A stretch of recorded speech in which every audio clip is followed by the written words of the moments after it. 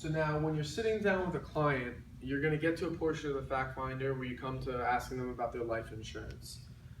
You can ask how much they have in place, but the most important question that you want to ask them is, Mr. and Mrs. Client, what do you want your life insurance to do for you? And they'll obviously look at each other and they'll say, well, it's there to protect my wife if I die. And well, I'll tell you what I mean, Mr. and Mrs. Client. I've already shown you the main different types of life insurance. I'm going to show you the main 3 reasons that people do buy life insurance. First and foremost, is to wipe out any debt. Let's just say, do you have a mortgage on the house? Yes, we have a mortgage. What's the balance of the mortgage? It's $340,000. Mr. Client, if something was to happen to you yesterday, would you want to leave your wife free and clear of any debt? Obviously, he's going to say yes. And you want to make sure that they're both in the room when you ask that question, because if he says no, there's going to be a fight. So obviously, you want them both there when you ask that question, because they're always going to say, obviously, I want to leave them free and clear of any debt. Okay, so we're going to need $340,000 to protect the mortgage.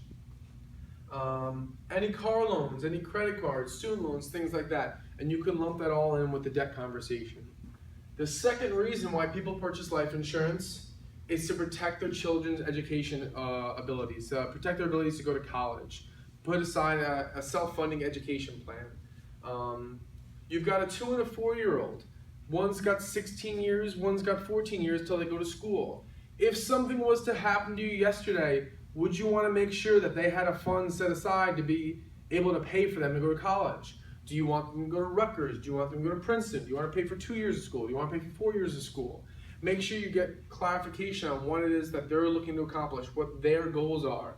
And make sure that when they say, I want to pay for Princeton, well, Princeton's going to cost them $400,000 for 4 years of school, that they know they're going to need $800,000 of coverage there. Are you aware? Do you agree with these numbers? That debt, that mortgage, and that college, those are term insurance needs. Those are finite needs. You can fill those needs with term insurance.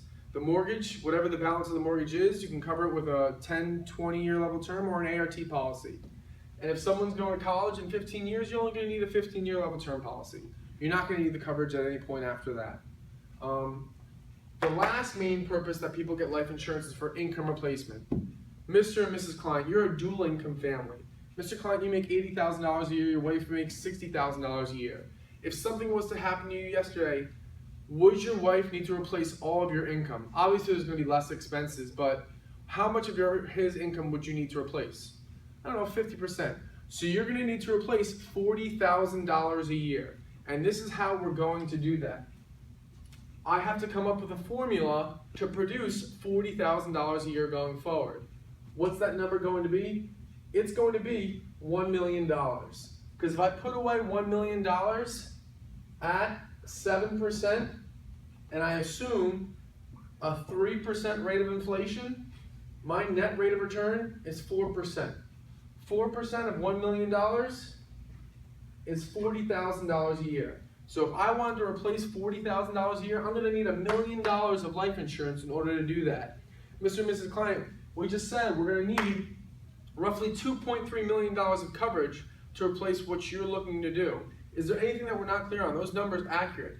Make sure that they agree with the numbers before you come back the next appointment with $2 million of coverage, because they need to agree with that.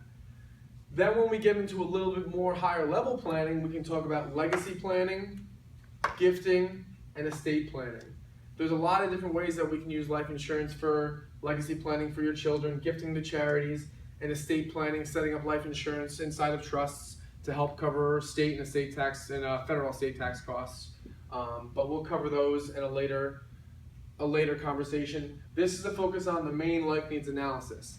If this you cannot remember, and this isn't simple enough for you, AXA Advisors has a life needs analysis where you can walk your clients through this little piece of paper, and it breaks down everything that we just talked about. If you can't remember those 3 things, we have a bigger problem, but you can use this little piece of paper, and this will always give you a very accurate set of information that the client will be signing off on with you.